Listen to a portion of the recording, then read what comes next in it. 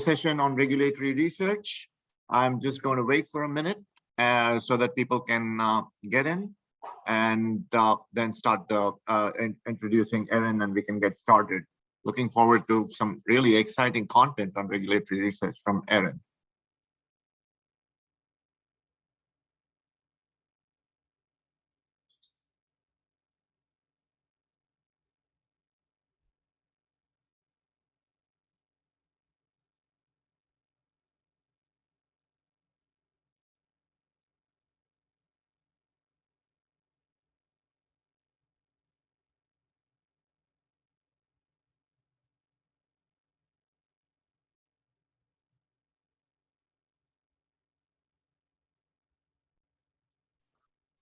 All right, let's get started. It's 10:56. We have a lot of good content on regulatory research, so don't want to steal any of Erin's time. So I'll keep my introductory remarks as brief as possible. So this session is about regulatory research, and given that we are in the insurance, working in the insurance industry, and it's highly regulated, as we all know, not just by NAIC, but by foreign regulators like ESMA or Bermuda Monetary Authority, or in the Prudential Regulatory Authority in UK. So we have a lot of regulatory bodies that we need to contend with, submit our documents for pricing and reserve, all kinds of activities. So it's really nice to have a good overview of what regulations are all about, how to go about doing research, so that when we are informing our research findings to the management, we can explain, hey, these are the regulatory constraints or regulatory opportunities they come up with, and here's how we can make sure that we are in compliance with regulations and know where to look for them.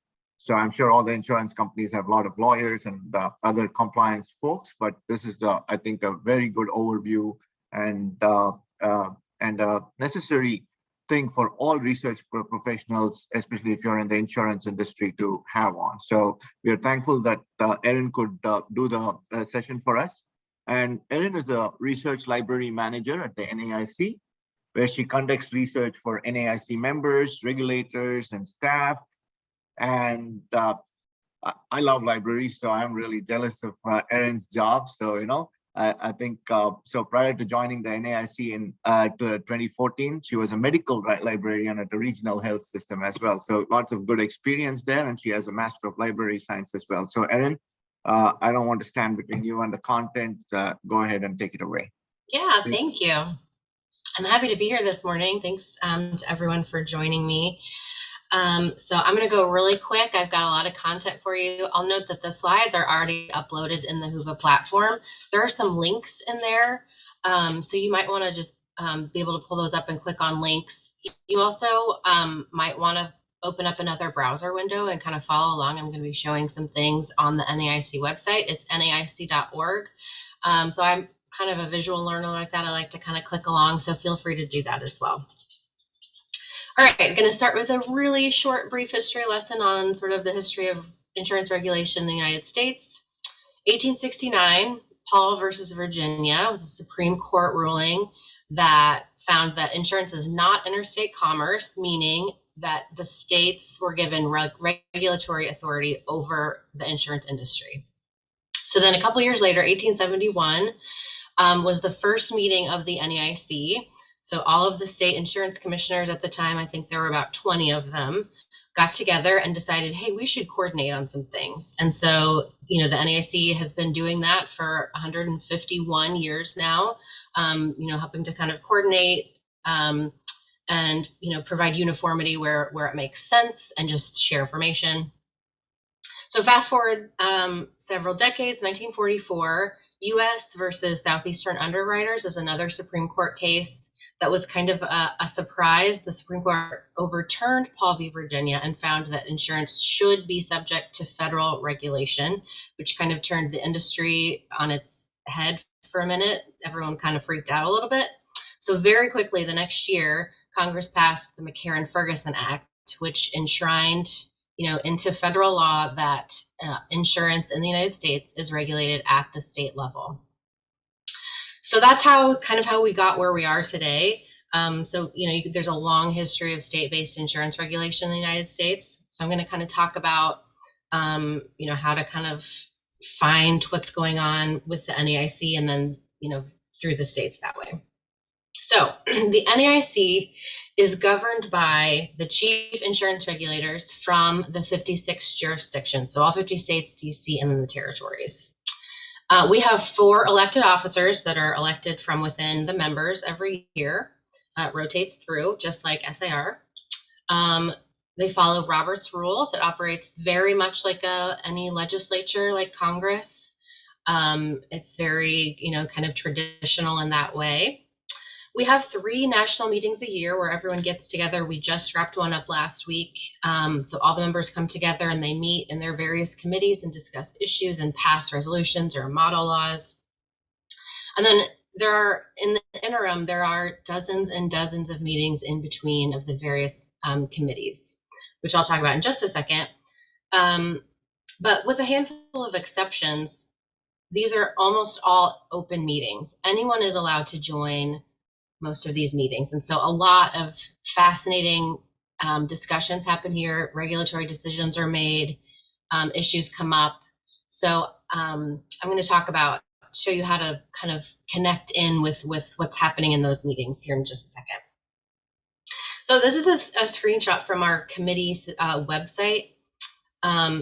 Again, looks very much like a legislature. You have sort of the main body at the top and then broken into various committees. There's, life insurance committee, property and casualty, health insurance, market regulation, all these, these are standing committees. These have existed for decades and will continue to exist for decades. And then underneath those we call them letter committees, are kind of standing task forces that are, don't go away. You have things like the evaluation of securities, there's a reinsurance task force, senior issues, anti-fraud. These are kind of, report up to the higher level committee.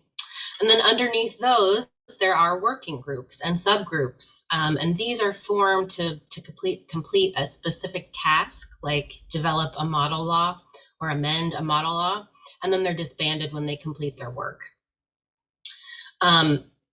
I think there are currently like about 150 or 160 groups that fall under this committee system. So there is just this huge network of meetings and committees that are happening all throughout the year at the NAIC. Another thing to know is that, because as the leadership changes over, membership changes, from year to year for all these committees. And so, priorities change, and so you have to kind of be nimble to keep up with what's going on with all these groups. So this is a screenshot from our committee webpage.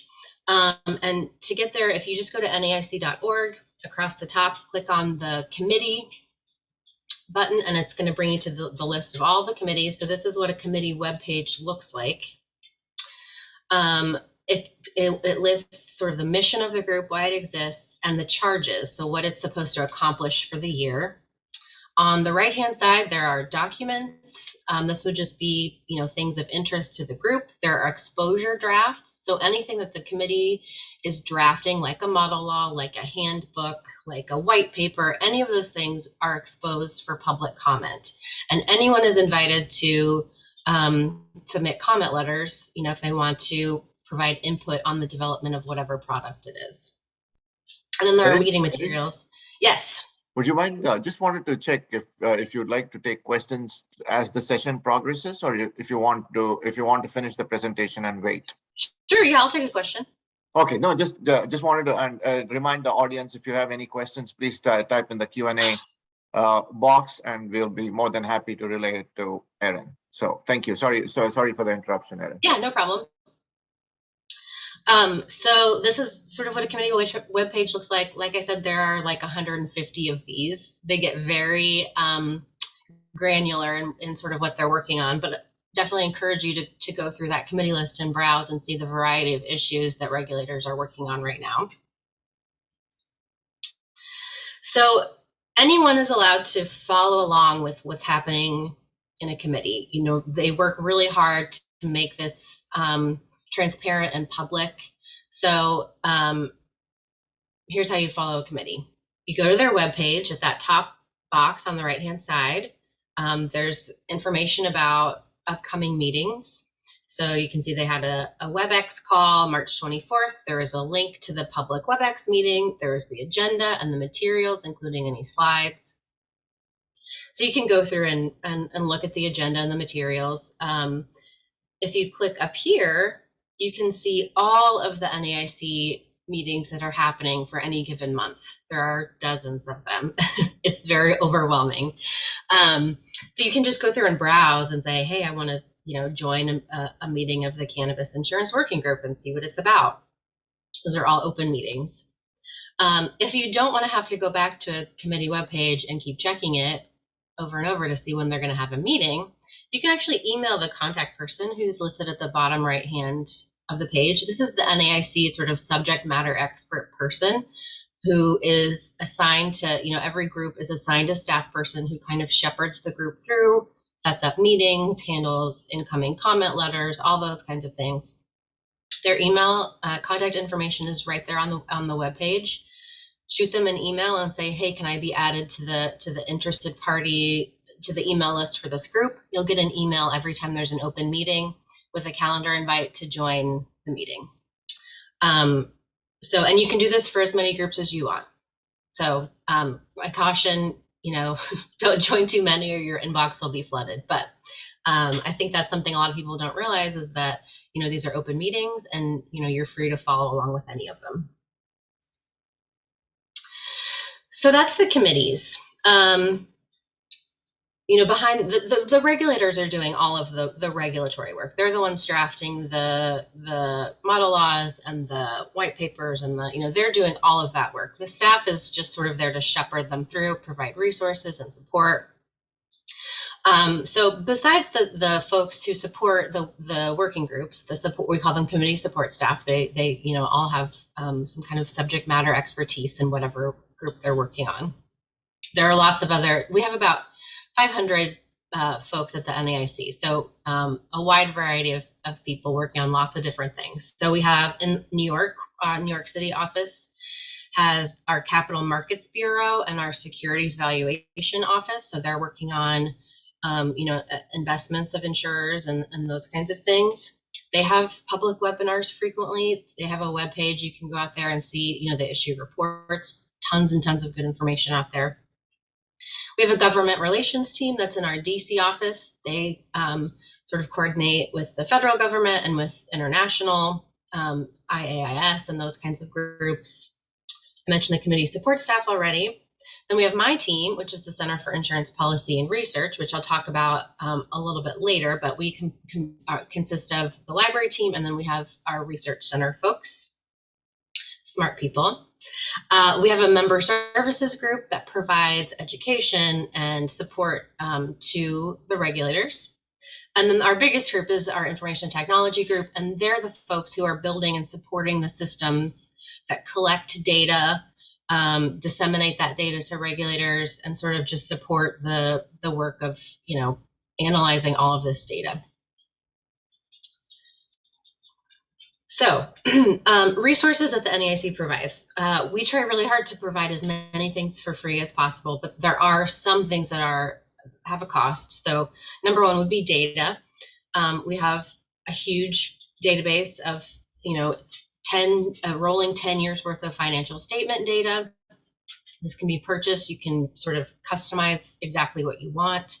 It just comprises any non-confidential financial statement data from any line of business. It's a huge database. So that can be, we have a whole data team who deals with that database. You can purchase, really targeted data sets from there. Publications, a lot of our publications are free, but some of them aren't. So things like our accounting practices and procedures manual, actuarial guidelines, market conduct handbook, those things are all available for purchase. Our education and training department is primarily there for the regulators, but there are many, many courses that they offer that are open to anyone for a fee. So that would include, technical training, how to use NAIC products like SURF or opt-ins or those things. Compliance There's training on accounting. So you might want to go check out. A lot of them are available for continuing education credit, so that's helpful as well. And then our events. So the 3 national meetings a year, anyone can attend those. They're in a different city every year. It's just like any other conference, you just pay to attend. And then we also have the Insurance Summit, which is in September every year here in Kansas City, and it's just a week long. There are different tracks. Week-long conference. It's really focused on education for regulators, but we have a lot of industry folks to attend as well and find it useful, and again, available for CE credit. So onto the free stuff. We have the NAIC Library Catalog, which I'll talk about some more. The NAIC also publishes a peer-reviewed journal called the Journal of Insurance Regulation. This is our 40th anniversary for the JIR. So we have the entire archives of the JIR. It's open access, so free for anyone. We have about 140 A to Z insurance topic pages. I sort of think of this like our NAIC version of Wikipedia, and I'll show a little bit more about this in a few minutes. Obviously, the committee meetings, email lists, those are free to join, free to follow along with. Model laws, along with charts showing state-by-state adoption. Those are all free out there on the website. And then, like I said, many of our other reports and publications are free. White papers, manuals, guides, those things are out there for free on our publications webpage. So this is a screenshot of our library homepage. It's library.naic.org. We are a small but mighty team, I'm sure, like many of you. And so we work really hard to maintain this, and we're proud of our collection. It's an interesting collection, going back to the 1870s. Lots of really interesting historical materials. So again, if you want to click, go to library.naic.org and click along with me, you're welcome to. So within our collection, we sort of we're the official repository for the NAIC archives. So all those old documents going all the way back to the 1870s. And I'll talk a little bit more about the proceedings and what's contained within them, but lots of rich history and information there. We also keep past versions of NAIC publications. So sometimes you might need to refer to an old version of an actuarial guideline or old version of a accounting practices and procedures manual or something. Sometimes those are referenced places. Those are available in our library catalog. This is where you'll find the archives of our journal, Journal of Insurance Regulation. 40 years worth of insurance research, insurance regulatory research is available there. And then we have a number of kind of curated resource lists on key topics. And again, these are all links. So if you open up the slides, you can link directly to all these resources that I'm mentioning.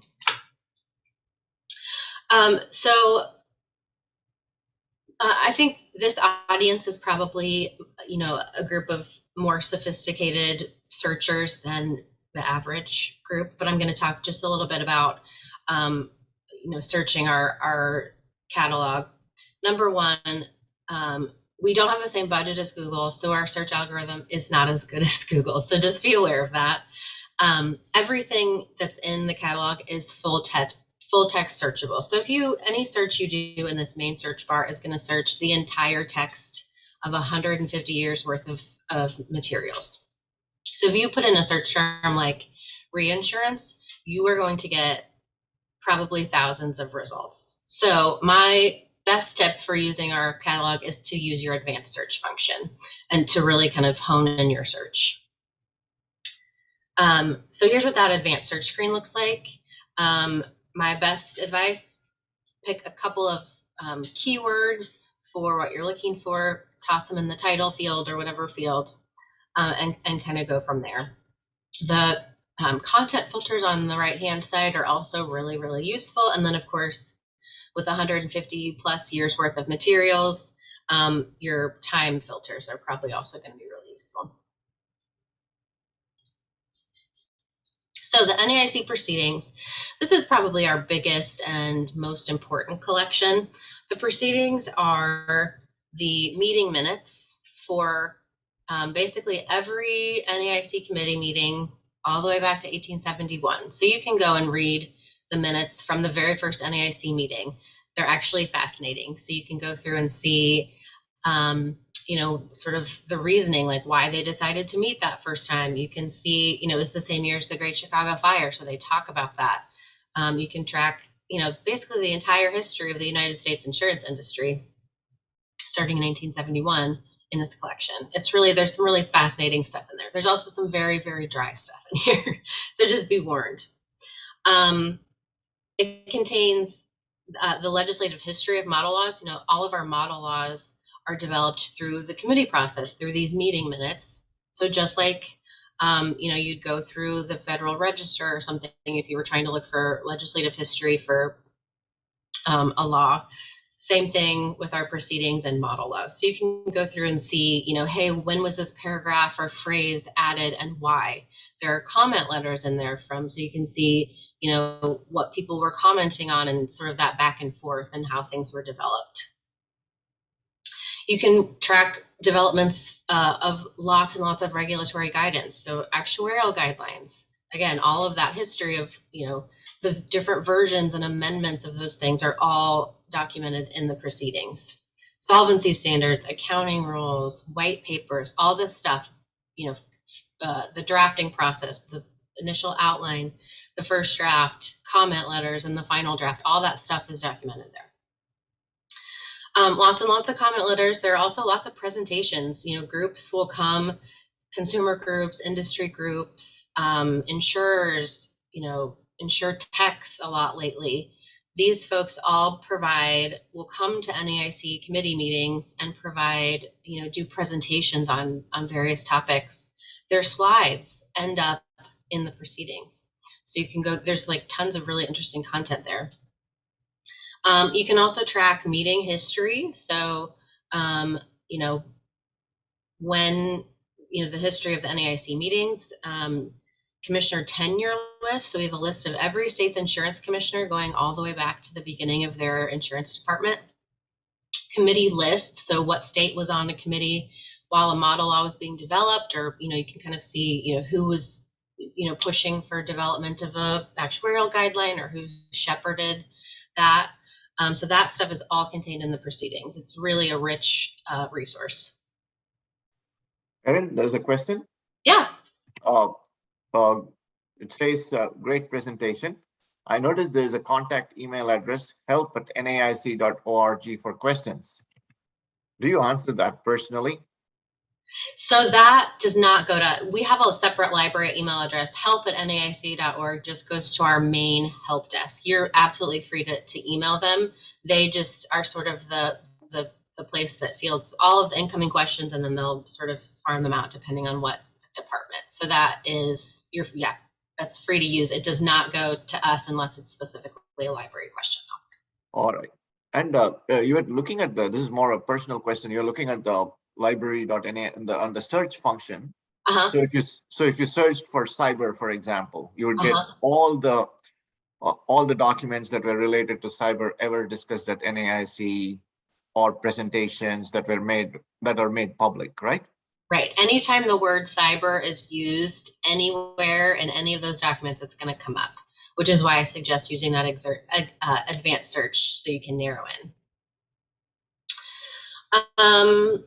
Okay, so here are some questions that you can use the proceedings to find answers to. So what year was the Model Unfair Trade Practices Act initially adopted? Or, what year was it amended? Why was it amended? When were particular, language about rebating, when was that added? All answerable by the proceedings. What group submitted comment letters during the development of the Travel Insurance Model Act? This is a newish model for us. This was developed a couple years ago. So you can find that out and read the actual comment letters. You can find out things like, why was Actuarial Guideline 38 created? What was the impetus behind that? When was auto insurance first added to annual statement reporting? the answer to that is actually 1908. I know that off the top of my head because that's just kind of the stuff that you know when you're an insurance librarian. And then this one, what concerns did regulators have when long-term care insurance was first developed? This is an interesting one because this is obviously a troubled product right now. And so, regulators are concerned about this. So I went back a couple years ago and looked at the meeting minutes from the late 70s, early 80s when this product was first developed. And a lot of the concerns that regulators had at the time are things that we're dealing with today. So that historical perspective can sometimes be really informative. One thing I've learned in this job is that, there is no such thing as a new issue. It's just always an old issue that's come back around again with a new, outfit or something. It's just always, it's very cyclical. So that historical perspective can really be informative. Okay, like any historical document, these are quirky. These are the early ones. It was literally a stenographer in the corner of the room, word for word, writing what people were saying.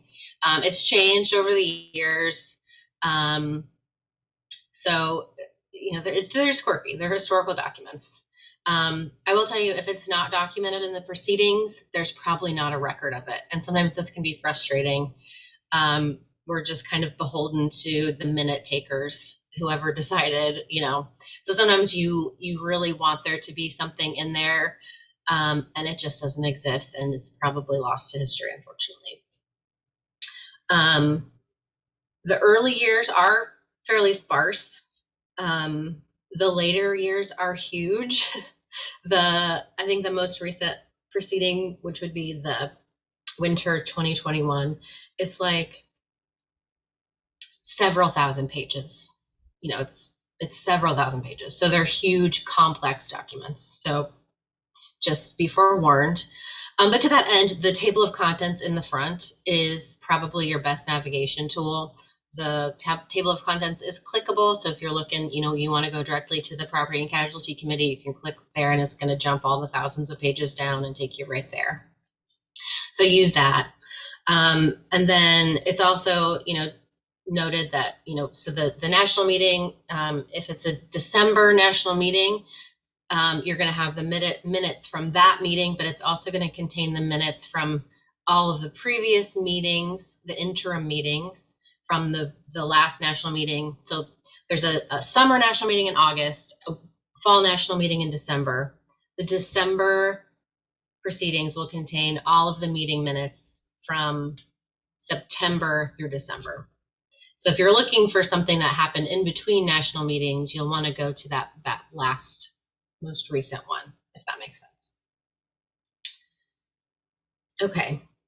So to search the proceedings, we have this button right there at the top of the library homepage, search the proceedings. It's going to bring up the entire list. This is helpful if you're looking for something from, the year 2008. You can sort and go directly to the year 2008. If you want to keyword search the proceedings, you can also do that. Like I said, full text searchable. So the way you'd want to do that, go to your advanced search, use your content filters to just check the proceedings box and then enter your search term. Boolean applies here. So I have, quotation marks around reinsurance task force. So I'll show you here at the top. Here's reinsurance task force. I did not use quotation marks for this search. So it's searching reinsurance task force all separately. There's 123 hits. That's way too many to go through. If I use quotation marks around it and search for the phrase reinsurance task force, I only get 41 hits. So that's much more manageable, and then you can narrow down from there.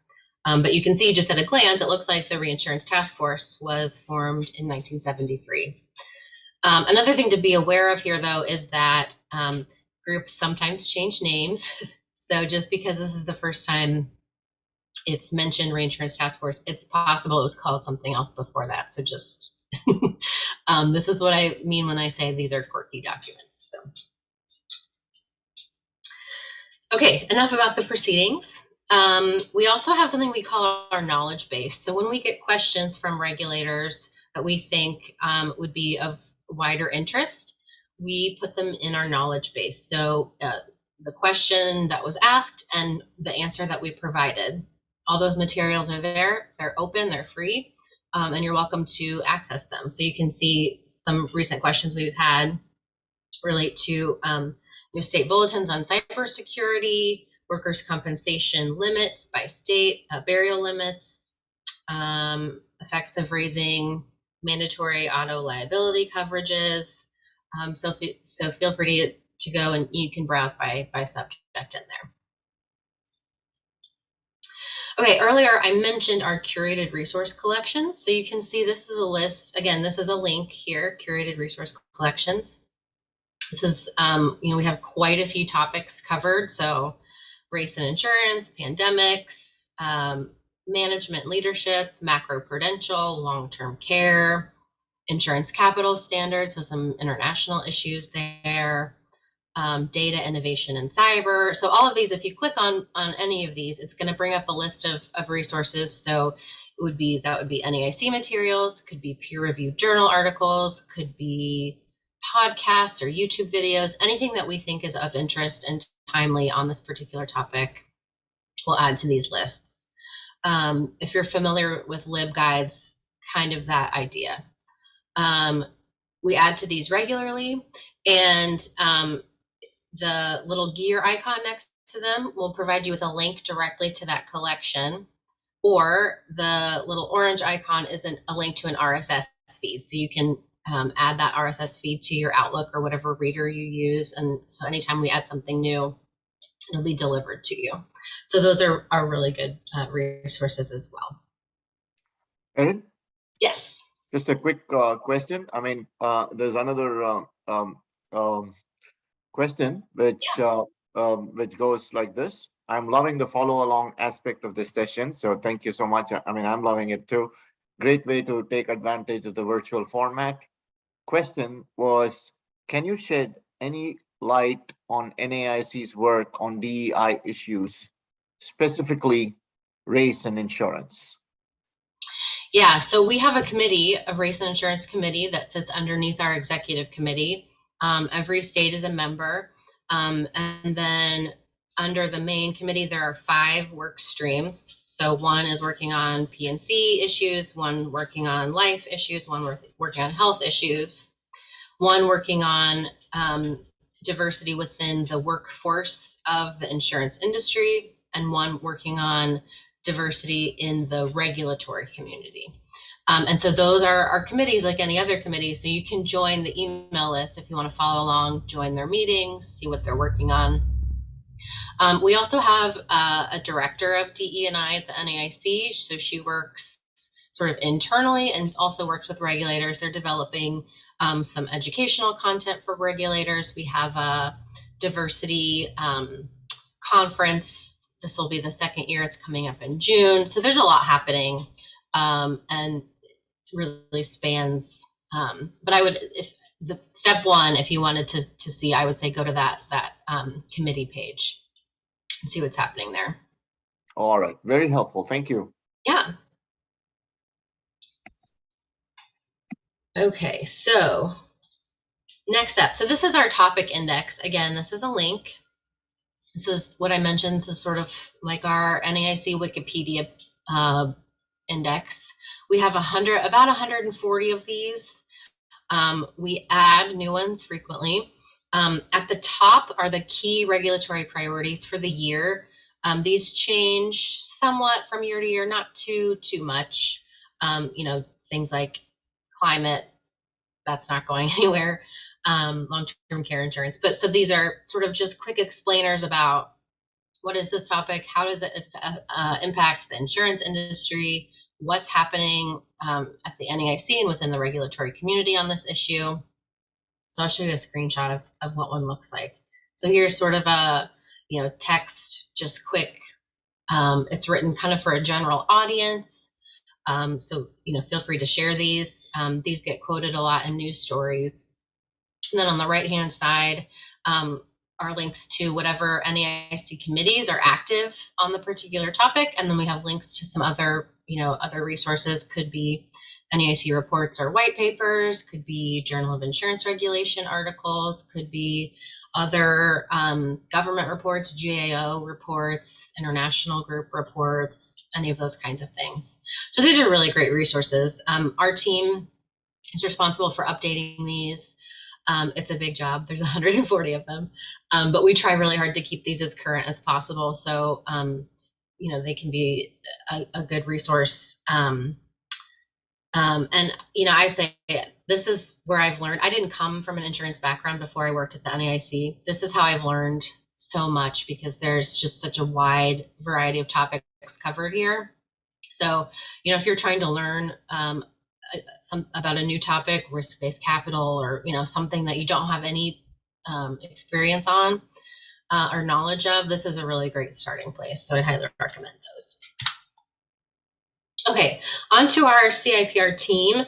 I mentioned our team has, one half is the library team, the other half is our research team. We have folks with expertise in economics, communication science, NAIC data analytics. We have a postdoc program, so we often have postdoctoral researchers who are, collaborating with us on projects. We have a research fellows program where we provide grants to, academics working in this area to produce research reports. So we work on a huge variety of issues. That's kind of the nature of at the NAIC. If it's insurance, it's relevant to us. So just to kind of give you an idea of the kinds of things we're doing, these are all links.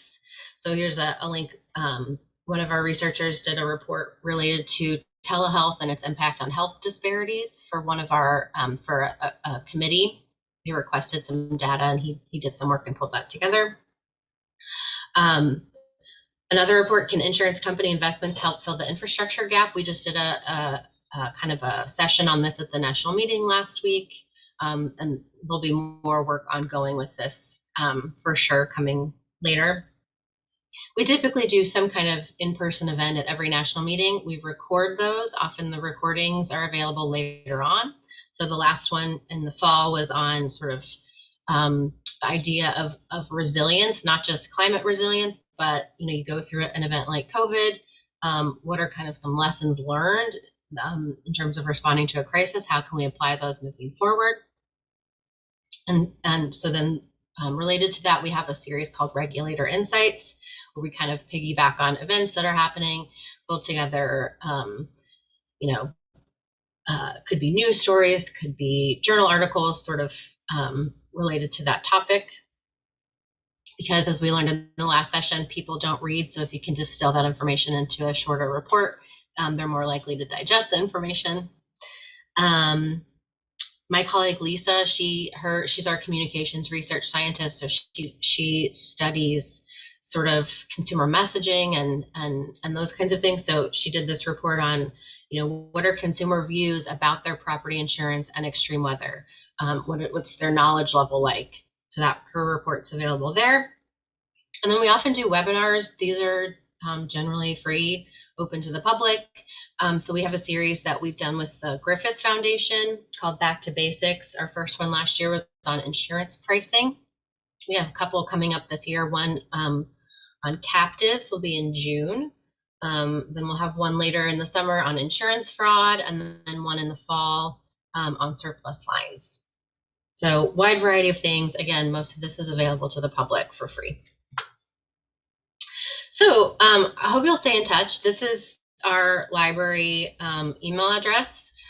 We don't do research for industry people. We really exist to support the regulators. But if you have a question, we are certainly happy to help kind of point you in the right direction. You can also subscribe here to our CIPR email list. We send an email just about quarterly with updates on any reports we've published recently, Journal of Insurance Regulation, articles, upcoming events. So that's probably the best way to keep in touch with us. We also just set up a brand new LinkedIn page. I haven't posted on anything on it yet. but we'll do shortly. So you can feel free to also follow us on LinkedIn, where we'll post, anything that we have coming up. So I hope you'll stay in touch with us. And then finally, I have to plug our journal club. So I run the journal club for SIR.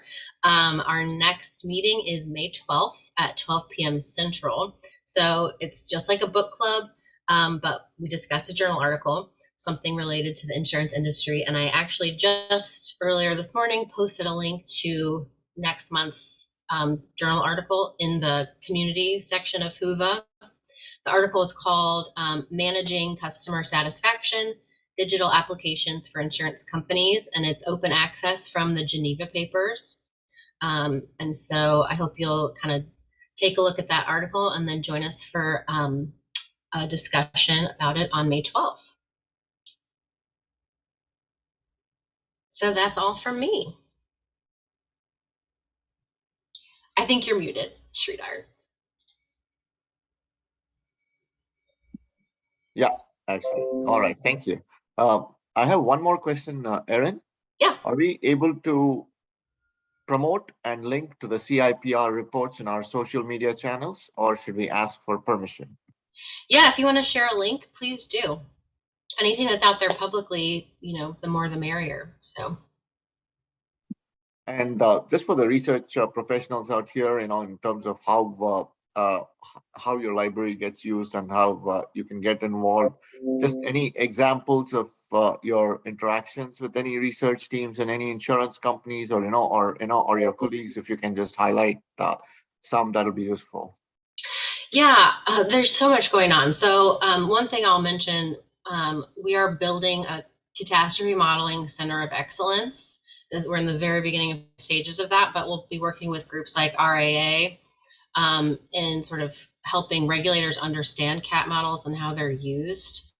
The infrastructure paper, they collaborated with, I'm trying to remember. We've done stuff with III before.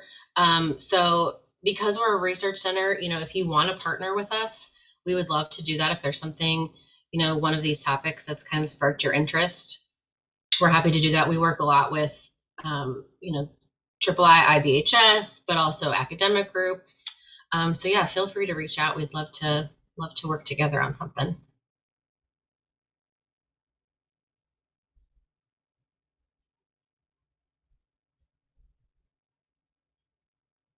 You're muted again.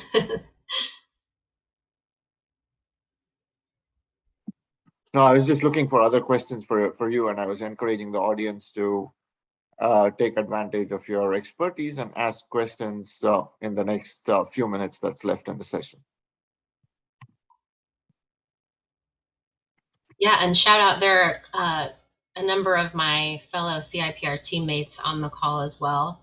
So yeah, feel free to connect with any of us on LinkedIn if you'd like. So let's see. Kelly Edmiston is here. He worked on the telehealth report I mentioned and the infrastructure report. Lisa Groshong is our communications research scientist. She's working on a really interesting project related to earthquake insurance take-up rates and kind of why they're so low, even though risk is really high. Paula Harms is kind of our resident data analyst, NAIC data expert, Tableau person, wizard. Paul has a number of really interesting projects going on. One related to, we've done some work on NAIC model laws and sort of the adoption process and what impacts adoption, things like that. Stacy Mitchell is one of our librarians. I think I caught you all. I hope I did. But yeah, we're all on LinkedIn, so feel free to reach out, message us.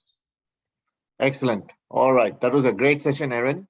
Thank you so much. And for all the attendees, we'll have a 30-minute break now.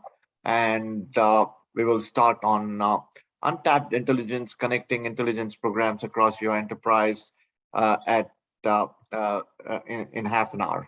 I'm not going to say the time because all of you are in different time zones. So I know. So in half an hour. So please, please come back, and if you have any questions after the session, feel free to reach out to Erin as well. Thank you. Thanks.